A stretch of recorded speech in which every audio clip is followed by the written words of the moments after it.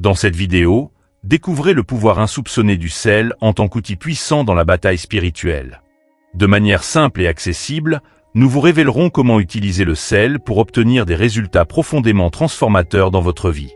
Connaissez-vous les 3 méthodes spécifiques pour utiliser le sel afin de briser les malédictions et attirer l'abondance et les bénédictions? Et pourquoi Jésus a-t-il affirmé que ses disciples étaient le sel de la terre? Restez avec nous jusqu'à la fin pour découvrir ces réponses. Vous serez ébloui par le potentiel spirituel du sel. Avant tout, il est essentiel de reconnaître une vérité absolue. Tout dans l'univers a été créé par Dieu, pour Dieu et à travers lui. Rien n'existe en dehors de sa volonté, et cela inclut le sel, façonné avec un mets divin. Chaque grain de sel, chaque goutte d'eau, chaque flamme témoigne de la principale puissance de Dieu. Avant même la vie, dans le livre de la Genèse, nous lisons que Dieu a créé les précieux et la terre. Et parmi ses œuvres, le sel, ce minéral essentiel, fut présent dès l'origine. Souvent, l'Église néglige un aspect fascinant. Dieu accorde une forme d'autorité non seulement aux êtres humains, mais aussi aux plantes, aux animaux et aux éléments. Chacun a un rôle spirituel précis. Pensez-y, le feu a le pouvoir de consommer tout ce qu'il touche, l'eau donne la vie, et le sel, il purifie, préserve et assaisonne. Chacun de ces éléments est un outil divin, un instrument entre les mains du Créateur. Réfléchissons, si tout ce qui existe a un dessein spirituel, alors le sel, qui préserve la nourriture, ne préserverait-il pas aussi notre foi dans les moments d'épreuve? En plongeant plus profondément dans cette vérité, nous découvrons que le sel, humble mais puissant, est un symbole spirituel qui nous accompagne dans notre quête vers une vie de foi durable et pure. Prenons un instant pour vous inviter à partager votre propre expérience avec le sel dans les commentaires. Beaucoup parmi nous trouvent force et inspiration en lisant les témoignages de leurs frères et sœurs. Nombreux sont ceux qui ont ressenti réconfort et guérison en utilisant le sel d'une manière spirituelle. Par exemple, une sœur a partagé un changement miraculeux dans sa vie après avoir oint ses mains de sel. Avez-vous déjà ressenti un bienfait spirituel en intégrant le sel dans vos prières? Racontez-nous comment Dieu agit dans votre vie à travers cet élément simple mais puissant. Revenons à notre sujet. Depuis l'Antiquité, le sel est considéré comme un élément aux vertus exceptionnelles. On l'utilise pour conserver les aliments, améliorer les saveurs et même comme monnaie. Dans la Rome antique, les fonctionnaires étaient payés en sel, d'où le mot salaire. Jésus, lui-même, utilisait des paraboles riches en symboles. Et pourtant, tout ce qu'il mentionnait n'était pas simplement figuratif. Comme l'huile, le pain et le vin, qui ont des rôles sacrés dans la foi chrétienne, le sel a aussi un rôle profond. Alors, pourquoi acceptons-nous l'huile sans hésitation, mais doutons-nous de la puissance spirituelle du sel? Certains associent le sel à des pratiques occultes, mais c'est une tromperie de l'ennemi. Dans l'évangile de Jean 10, il est dit que le voleur vient uniquement pour voler, tuer et détruire. L'ennemi cherche à nous priver de la vérité et à semer le doute sur les bienfaits du sel. Pourtant, Dieu se manifeste dans le monde physique et utilise ce qu'il a créé pour accomplir sa volonté. Prenons l'exemple de l'huile d'onction, mentionnée à de nombreuses reprises dans les Écritures. Dans l'Ancien Testament, elle était utilisée pour oindre le grand prêtre, ses descendants, le tabernacle et ses objets afin de les sanctifier. Comme le rapport Exode 30, la recette de cette huile contenait de la myrrhe, de la cannelle et d'autres ingrédients naturels, mais ce qui comptait n'était pas les ingrédients eux-mêmes, mais l'obéissance envers Dieu. L'huile d'onction n'était pas reproduite pour un usage personnel, car elle représentait la sainteté et la consécration pour le Seigneur. Alors, si nous obéissons à Dieu lorsqu'il nous appelle à utiliser l'huile, pourquoi hésitons-nous à utiliser le sel de la même manière? Ne risquons-nous pas de négliger un puissant outil que Dieu nous a donné pour accomplir ses œuvres? En écoutant et en suivant les instructions divines, nous honorons ce qu'il a créé pour des buts sacrés. Tout comme l'huile, le sel revêt un caractère sacré lorsqu'il est employé selon la volonté de Dieu. Dans Matthieu 5, Jésus nous dit « Vous êtes le sel de la terre ». Ne laissez pas l'ennemi nous voler cette vérité profonde. Bien que l'onction avec de l'huile ne soit mentionnée que 4 fois dans le Nouveau Testament, chaque fois elle illustre la manière dont Dieu se sert d'éléments physiques pour accomplir son plan. Luc 7 raconte comment Marie oint les pieds de Jésus en signe d'adoration. Dans Jacques 5, les anciens utilisent l'huile pour guérir les malades. Dans Hébreux 1, Dieu oint Jésus avec l'huile de joie en nucléaire. Ton trône, ô Dieu, subsiste à jamais. Ces actes nous montrent comment Dieu manifeste le spirituel à travers des moyens concrets. Prenons aussi l'exemple de la verge de Moïse.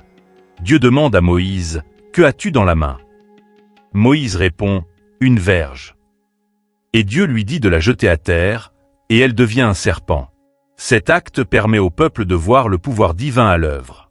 Les prophètes de l'Ancien Testament utilisaient l'eau, le sel, l'huile, les manteaux et même des bâtons, non pas comme objet d'adoration, mais comme outil prophétique. Ils savaient qu'en les utilisant dans l'obéissance, ils étaient des instruments de la volonté divine. Cependant, ils comprenaient aussi qu'un usage purement rituel pouvait détourner l'attention de Dieu. Tout ce que nous avons évoqué ici s'appuie fermement sur les Écritures, sans en dévier. Malheureusement, l'ennemi, en usurpateur, cherche à corrompre ce que Dieu a créé. Dans certaines cultures, on associe le sel à la malchance ou à la sorcellerie, car les sorciers, en détournant cet élément, l'utilisent dans des malédictions. Mais sachons ceci, tout ce qui n'est pas guidé par le Saint-Esprit est une pratique corrompue. Le diable imite les armes de Dieu pour en faire ses propres outils. Restons fermement attachés à la parole, sachant que le sel, sous la main de Dieu, est un outil sacré et puissant dans notre marche de foi. Dans Matthieu 4, Satan propose à Jésus une tentation audacieuse. Il lui offre tous les royaumes de la terre, une autorité que Dieu avait initialement confiée à l'homme. En emmenant Jésus au sommet d'une montagne et en lui montrant toute la gloire de ses royaumes, Satan dit « Je te donnerai tout cela, si tu te prosternes et m'adores ». Par cette offre, il révèle sa volonté de corrompre et de détourner l'autorité divine, usurpée après la désobéissance de l'homme. Prenons un moment pour nous interroger. Sommes-nous conscients de la manière subtile dont l'ennemi cherche à dénaturer ce qui est sacré ? Utilisons-nous les dons et les outils que Dieu nous a donnés avec la révérence et le mets pour lesquels ils ont été créés ? Il est essentiel de nous rappeler que le matériel, lorsqu'il est consacré à Dieu, peut être un reflet du spirituel. En tant que croyants, nous avons la responsabilité d'utiliser ces outils avec foi et obéissance. Comme le souligne Éphésiens 6, notre lutte n'est pas contre des adversaires physiques, mais contre les autorités, les pouvoirs, les dirigeants des ténèbres de ce monde et contre les esprits du mal dans les lieux célestes. Cela nous rappelle que chaque élément donné par Dieu, qu'il s'agisse d'un symbole sacré ou d'un acte de foi, joue un rôle important dans notre marche spirituelle et notre résistance aux forces de l'ennemi. La Bible nous montre que Dieu et ses prophètes ont été les premiers à utiliser le sel. L'histoire de Sodome et Gomorrhe dans Genèse 19 ans n'est un exemple marquant. Alors que ces villes réussissent dans la dépravation et le péché, Dieu infligea une punition à la femme de Lot pour sa désobéissance en la transformant en statue de sel. Ici, le sel devient le symbole de la justice divine. Dans Lévitique 2, Dieu demande aux Israélites de mettre du sel dans toutes leurs offrandes. Tu assaisonneras de sel toutes tes offrandes. Ce commandement, sans exception, souligne l'importance de la purification par le sel, un acte de respect et d'obéissance envers Dieu. Dans le livre des Chroniques, nous voyons aussi le sel comme un symbole de l'alliance éternelle. Dieu donne à David et à ses descendants le royaume d'Israël sous une alliance de sel, un pacte inébranlable et pur. Ces passages montrent que le sel est bien plus qu'un simple minéral. Dans les Écritures, il incarne la justice, la purification et la fidélité de Dieu dans ses alliances. L'alliance du sel est bien plus qu'une simple pratique de l'Ancien Testament. Elle est perpétuelle et éternelle. Jusqu'ici, nous avons exploré 3 qualités spirituelles essentielles du sel: la purification, l'alliance et la malédiction. Ces attributs révèlent la profondeur de son usage dans le plan divin. Alors, pourquoi le sorcier utilise-t-il aussi le sel dans ses rituels? Parce qu'il reconnaît son pouvoir spirituel. Le sel, créé par le Dieu Tout-Puissant, transcende le monde matériel et porte ses 3 puissances spirituelles spécifiques. Lorsqu'il est utilisé contre les forces des ténèbres, le sel peut causer de grands dommages, et l'ennemi le sait. Le diable a cherché à convaincre les chrétiens que le sel est un outil de sorcellerie, réservé au mal, mais cela est un mensonge. Aujourd'hui, nous dévoilons la vérité. Le sel est un instrument puissant de l'alliance divine, et si certains chrétiens ont cessé de l'utiliser, c'est souvent par ruse de l'ennemi. Aujourd'hui est le jour où vous direz « Assez des tromperies ». Aujourd'hui est le jour de la vérité. Gloire à Dieu pour le pouvoir sacré du sel. Au début de cette étude, nous avons vu comment la femme de Lot a été transformée en statue de sel, un événement étroitement lié à la destruction de Sodome et Gomorrhe. Dans Deutéronome 29, Il est écrit que les générations futures et les étrangers viendront et constateront les ravages de ce pays maudit, les jeux de ce pays et les maladies avec lesquelles l'Éternel l'aura affligé, le soufre et le sel brûlant toute sa terre. Cette terre, condamnée à la stérilité, ne pourra être ni semée ni cultivée, et aucune herbe n'y poussera. Un rappel de la destruction de Sodome et Gomorrhe dans la colère de Dieu. Dans ce passage, le sel et le soufre représentent la malédiction divine qui condamne le sol et empêche toute forme de vie de s'y établir. Ensemble, le sel et le soufre purifiant par la destruction, correspondant à la croissance de toute végétation. Ce lien profond entre le sel, le jugement de Dieu, et la malédiction montre pourquoi le sel est parfois associé au rituel des sorciers. Il est utilisé pour entraver, détruire ou créer des barrières. Comprendre ce symbolisme révèle l'intensité de la puissance spirituelle du sel et son potentiel à servir de barrière, qu'il s'agisse de purification ou de jugement. Ce qui a été créé à l'origine pour la justice est aujourd'hui souvent utilisé contre les enfants de Dieu. Ce n'est pas parce que le sel est mauvais, mais plutôt parce que nous avons négligé les actes prophétiques et les instruments que Dieu nous a donnés. Le sel représente notre héritage spirituel. Si vous êtes un véritable enfant de Dieu, n'ayez pas peur des sorciers qui tentent d'utiliser le sel pour nuire à votre maison, votre travail ou vos affaires. Vous avez l'autorité pour annuler toute forme de sorcellerie et révoquer les malédictions. Sophonie 2 nous rappelle « Je suis vivant, dit le Seigneur des armées, Dieu d'Israël, que Moab sera comme Sodome et les fils d'Ammon comme Gomorrhe, un champ d'ortie et une mine de sel, une désolation perpétuelle. » Le sel est lié à Sodome et Gomorrhe, tout comme à Moab et Ammon, deux peuples nés de l'inceste entre Lot et ses filles après la destruction de ces villes. Ces actes de dépravation ont engendré des générations qui ont constamment combattu Israël. La perversion sexuelle entraîne des malédictions qui se transmettent de génération en génération. Beaucoup ne comprennent pas pourquoi leur famille traverse des épreuves telles que des mariages échoués ou des abus. Souvent, la racine du problème réside dans les actes immoraux de nos ancêtres. Nous pouvons nous demander pourquoi certains problèmes persistent dans nos familles ou pourquoi nos enfants peinent à construire des mariages réussis. Même en étant chrétiens, ces défis peuvent sembler écrasantes. Cependant, ces situations difficiles peuvent être le résultat de dégénérescences héritées de générations passées. Pour libérer vos enfants de ces malédictions, le verset précédent de Sophonie offre une réponse puissante et claire. Prenez le sel consacré à Dieu et récitez cette prière. Mon Père, Dieu d'Israël, merci de m'avoir trouvé et d'avoir partagé ta parole avec moi. Je te demande pardon pour les péchés de ma famille, de mes grands-parents et de mes parents, en particulier pour la dépravation sexuelle qui a marqué notre lignée. Aujourd'hui, je tiens ce sel consacré devant ton autel et je dessèche le mal qui pèse sur ma famille depuis tant d'années. Je répands ce sel sur moi, symbolisant la désolation de Sodome et Gomorrhe, pour que toute méchanceté s'éloigne de moi.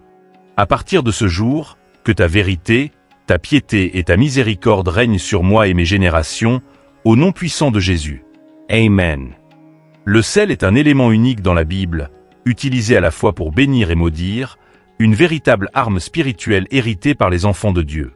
Malheureusement, l'ennemi tente de détourner son pouvoir contre nous. N'oublions pas les paroles de Jésus, « Vous êtes le sel de la terre ». Mais que se passe-t-il si le sel perd sa saveur? À quoi peut-il servir?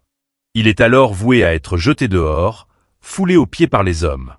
Dans les Écritures, le sel apparaît comme un symbole à la fois de malédiction et de bénédiction, manifestant son importance dans notre marche spirituelle. Le psaume 107 nous révèle la puissance de Dieu qui peut transformer les rivières en désert et assécher les sources, rendant la terre fertile stérile par le sel, en raison de la méchanceté de ses habitants. Dans ce contexte, le sel devient un symbole de châtiment pour le mal. Bien que les chrétiens évitent souvent d'utiliser le sel pour maudire, en raison de notre appel à aimer sincèrement, il est crucial pour un enfant de Dieu de comprendre quand et comment utiliser le sel dans le combat spirituel. Le sel est une arme à double tranchant, à la fois instrument de guerre et de paix. Nous nous concentrons ici sur le sel en tant qu'outil de guerre. La lutte pour notre foi exige que nous soyons prêts à utiliser les outils que Dieu nous a donnés, comme le sel, pour défendre notre héritage spirituel. Prenez le sel consacré à Dieu et répandez-le dans votre maison, votre quartier et votre ville. Je vous invite maintenant à prier avec autorité. Mon Père, Dieu d'Israël, en ce jour, je prends le sel de l'Alliance et le répands sur toute ma ville, ma maison, mon quartier et mon église, asséchant toute œuvre de l'ennemi, toute sorcellerie et toute idolâtrie. J'annule tous les pactes établis par les sorciers et les magiciens sur cette ville et leur donne un ultimatum. S'ils ne se repentent pas de leurs actions malveillantes, ils tomberont sous la main puissante du Dieu vivant. Je lis l'homme fort au nom de Jésus et je renvoie tout esprit de vengeance qui pourrait s'en prendre à moi et à ma famille. Je déclare qu'à partir d'aujourd'hui et pour toujours, la méchanceté ne se lèvera plus dans cette ville, au nom de Jésus. Qu'il en soit ainsi, qu'il soit écrit et qu'il soit accompli. Le sel est puissant. Dans 2 Rois, Élisée a jeté du sel dans une source d'eau en déclarant « Ainsi parle le Seigneur, j'ai purifié cette eau, elle ne causera plus ni mort ni stérilité. » Élisée, investi d'une double portion de l'Esprit, a utilisé le sel que Dieu lui avait accordé pour apporter la guérison. Ézéchiel 43, 24 nous dit que lorsque les prêtres offriront un veau ou un bélier, ils jetteront du sel sur eux avant de les offrir en holocauste au Seigneur. Cela souligne l'importance du sel dans les rituels de purification de l'Ancien Testament. Considérez également l'argent que vous apportez à l'autel de Dieu, qui a souvent passé par de nombreuses mains avant d'arriver ici. Peut-être celle de voleurs, de meurtriers ou de sorciers. Le sel consacré à Dieu est une arme de purification capable de sanctifier l'argent que vous donnez. Règle d'or. Si vous souhaitez consacrer du sel à Dieu, faites-le avec révérence et respect. Si vous achetez du sel pour cette consécration, procurez-vous un paquet entier, dédié à 100% au service de Dieu. Utilisez ce sel exclusivement pour honorer Dieu. Ne l'employez pas à d'autres fins, comme la cuisine. Ce sel a été acquis uniquement pour être utilisé sur l'autel de Dieu. Tout comme vous dédiez ce sel à Dieu, le récipient dans lequel vous le conserverez doit également être spécial. Évitez d'utiliser un vieux récipient de votre maison. Optez plutôt pour un récipient neuf, dédié uniquement à cet usage sacré. Cette même règle s'applique à l'huile. De nombreuses églises, lors de la réception des dîmes et des offrandes, répandent du sel dessus en priant pour que ces offrandes soient purifiées de toute impureté, comme le stipule Lévitique 2. Bien que toutes les églises ne pratiquent pas cet acte prophétique, certains fidèles comprennent l'importance de purifier le travail de leurs mains avant de donner leur dîme, en utilisant le sel consacré à cette tâche. Le pacte décrit dans Nombre 18 affirme que toutes les offrandes élevées par les fils d'Israël au Seigneur sont une ordonnance perpétuelle, une alliance de sel devant le Seigneur pour vous et votre descendance. Ce pacte de sel est toujours valide aujourd'hui pour tous ceux qui honorent Dieu. Vous pourriez penser que cela ne s'applique qu'aux Israélites, mais sachez que vous êtes une branche greffée à l'amour du même Père qui bénit tous ceux qui le recherchent.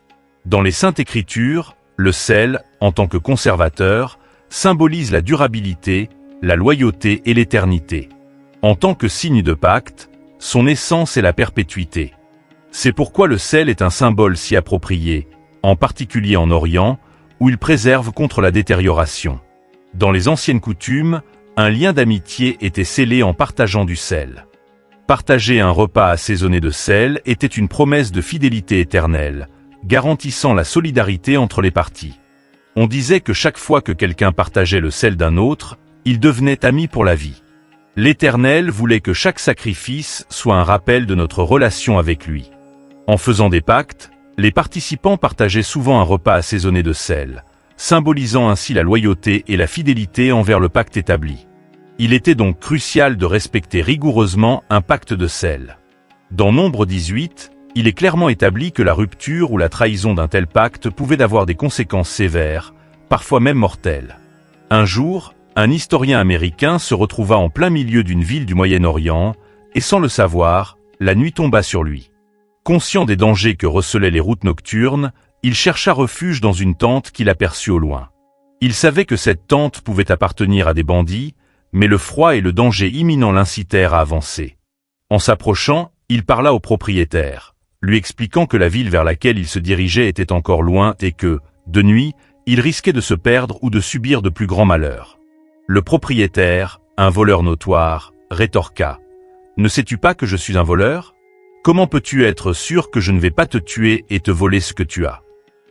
L'Américain répondit « Oui, je sais que tu es un voleur, mais je veux faire un pacte de sel avec toi. » Intrigué, le voleur l'invita à entrer, déclarant « Viens, bénis du Seigneur, et prends place. » Le voleur prépara un repas en mettant du pain sur la table et en l'assaisonnant de sel. Ensemble, ils mangèrent, scellant ainsi un pacte de fidélité et de protection, malgré les dangers qui les entouraient. Ce moment inattendu illustre la puissance du sel, capable de transformer des ennemis potentiels en alliés par un simple acte de partage. Le lendemain matin, l'Américain se réveilla pour découvrir que le voleur veillait sur ses affaires, les comptant avec soin. Dans un geste courtois, le voleur rend à son hôte tous ses biens. Reconnaissant, l'Américain montait dans son véhicule et le voleur l'accompagna, assurant sa protection tout au long du chemin vers la ville de destination. Il savait que conclure un pacte de sel avec un homme était un acte honorable envers Dieu, et il honorerait cet engagement jusqu'à sa mort. En Orient, le pacte de sel demeure une entente sacrée, un lien mutuel qui perdure jusqu'à la fin des temps, même après la mort d'un des contractants. Prenons l'exemple d'un commerçant qui se rend à la campagne avec l'intention d'acheter 100 moutons. À son arrivée, il découvre que le berger en avait 300 à vendre. N'ayant pas assez d'argent pour tous les acheter, le berger propose un pacte de sel. Je te donnerai les 300 moutons, et tu auras 60 jours pour me payer les 200 restants. Les deux hommes acceptèrent, scellant leur accord par un repas assaisonné de sel. Le commerçant prend alors les 300 moutons, mais tragiquement, 30 jours plus tard, il mourut. Toutefois, son fils, conscient du pacte que son père avait fait, honora l'engagement dans le délai imparti, payant le reste de l'argent au berger. Ce récit illustre bien la nature du pacte de sel, un engagement réciproque entre Dieu et l'homme qui requiert une conduite respectueuse et juste. On ne peut pas conclure un pacte avec le Seigneur et vivre comme bon nous semble. Dieu honore ceux qui l'honorent, promettant d'être un père pour ses enfants.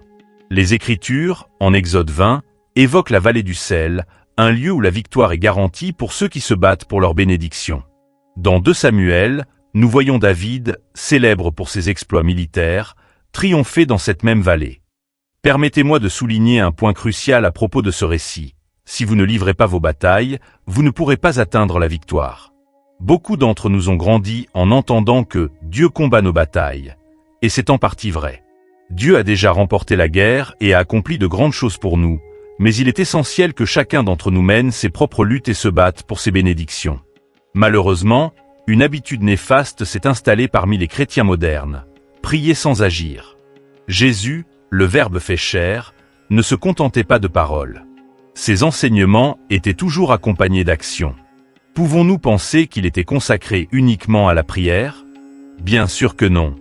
Tout comme David, nous devons comprendre que les batailles se gagnent en mettant en pratique notre foi. Il est primordial de prier, jeûner et louer, mais il est tout aussi crucial d'agir en mettant en mouvement ce que nous croyons de tout notre cœur. Pour les Israélites, le sel avait une signification profonde. Avec le sel, le pacte de Dieu avec l'homme était scellé, les offrandes étaient purifiées, et il était utilisé pour bénir ou maudire. Ce jour-là, David a démontré au peuple que Dieu était avec lui, que le sel du pacte était sur sa tête et que la victoire viendrait des mains de Jéhovah. Alors, vous qui désirez les bénédictions de Dieu, que faites-vous pour les obtenir? Restez-vous assis, priant simplement chez vous en attendant que Dieu se manifeste, ou vous le faites-vous de manière active? La victoire exige de l'action, alors ne restez pas inactif. Agissez avec foi, et voyez comment Dieu se manifeste dans votre vie. Il est facile de se retrouver à l'église, convaincu que cela suffit, mais la réalité est bien plus profonde. En tant que chrétiens, nous avons souvent cette tendance à attendre passivement la réponse de Dieu, pensant que notre présence à l'église et nos prières occasionnelles nous qualifient comme de bons croyants. Nous cherchons à obtenir les plus grandes bénédictions avec le moindre effort, adoptant une attitude conformiste qui manque de véritable gratitude. Mais que doit faire un chrétien accéder aux bénédictions de Dieu? La réponse est claire, il faut lutter pour elles. L'histoire de David illustre cela parfaitement. Le sel peut bénir ou maudire, selon votre attitude face à la bataille. Si vous entrez en combat avec la détermination de vaincre, le sel sera votre allié. En revanche, si vous adoptez une mentalité de minimiser vos efforts, le sel pourrait devenir votre perte. Pensez-y. Un sorcier qui maudit votre maison avec du sel peut avoir du pouvoir si vous n'êtes pas consacré à Dieu. En revanche, si vous comprenez que le sel est une arme mise à votre disposition et que vous honorez Dieu par votre fidélité, alors aucune malédiction ne pourra toucher votre demeure. Un chrétien doit prier, jeûner, se consacrer et vivre de manière juste et droite devant le Dieu vivant. Si vous sentez que votre vie spirituelle est en berne, il est temps d'agir. Ne laissez pas un vide dans votre existence. Engagez-vous pleinement dans votre foi et constatez les transformations puissantes qui en découleront. Après avoir craché à terre pour créer de la boue avec sa salive, Il l'applique sur les yeux de l'aveugle et lui ordonne d'aller se laver dans la piscine de Siloé. L'homme obéit et revient voyant. Ce passage nous montre que les miracles s'accomplissent souvent par l'action et l'obéissance. C'est dans cette dynamique que réside la puissance du sel. Les plantes que Dieu a créées, qu'il s'agisse de l'aspirine ou de la morphine, sont aussi un exemple frappant. Bien qu'elles soient matérielles, leur existence a commencé dans le monde spirituel. La création est le passage du spirituel au matériel, un rappel qui tout provient de la pensée divine. En tant qu'être humain, nous sommes faits de poussière, mais aussi d'eau, un symbole de vie. Jésus, en utilisant le salive pour guérir, remet le monde spirituel et matériel pour réaliser des miracles. Le sel, dans ce contexte, est bien plus qu'un simple condiment. C'est un instrument de guerre, un symbole de purification et de bénédiction. Il représente l'éternité et le pacte entre Dieu et l'humanité. Son maniement doit être sacré et méticuleux. Achetez du sel nouveau, dédiez-le et utilisez des ustensiles exclusivement réservés à cet effet. En tant que croyants, nous devons vivre pleinement notre foi, dévouée à Dieu. Le sel devient une arme contre les malédictions, qu'elles proviennent de sorciers ou de péchés humains.